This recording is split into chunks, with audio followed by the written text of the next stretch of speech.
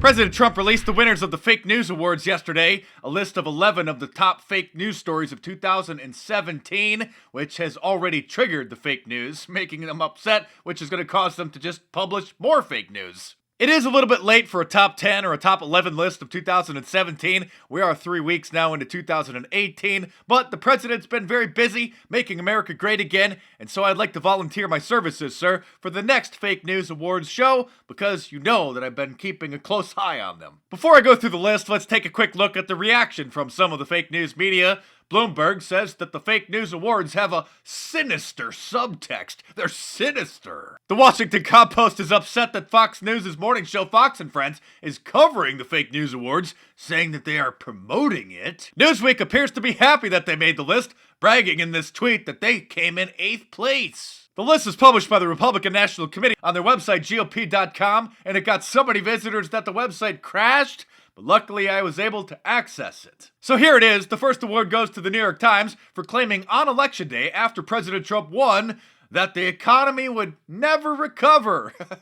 Next, we have ABC News for Brian Ross falsely reporting that Michael Flynn admitted that President Trump directed him to contact the Russians during the campaign, causing the stock market to drop 400 points.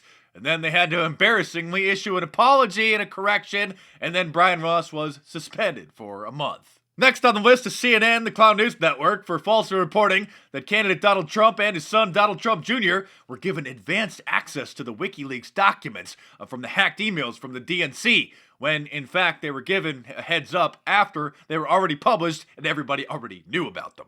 Then we have that Time magazine reporter who falsely claimed that President Trump just removed the bust of Martin Luther King from the Oval Office because he's just an evil racist who hates black people on his first day as the president last year. It turns out that someone was just standing in front of it and you couldn't see the bust behind them from the photo that he had seen. A lot of these I've already covered on this channel, so you may be familiar with them, or you may have seen other people debunk them, like the Washington Compost reporter David Weigel, who posted a photo of Trump's Pensacola rally early December, hours before it even started, and then said that it was completely empty. Or like when the Clown News Network deceptively edited that video when President Trump was meeting with the Prime Minister of Japan to give the impression that he may have put the lives of fish at risk by dumping the whole box of fish food in the koi pond. Or like the 3 employees at the Clown News Network having to resign and issue the retraction about one of their many fake stories on the Russian ties after Anthony Scaramucci threatened to sue them for defamation. Newsweek falsely reported that the First Lady of Poland just wouldn't shake President Trump's hand when he went to visit when, well, here's a photo of her doing exactly that. Oh, what do you know? Another one from CNN. This time from when they falsely reported that the FBI Director James Comey was going to testify that he never told President Trump that he wasn't personally under investigation,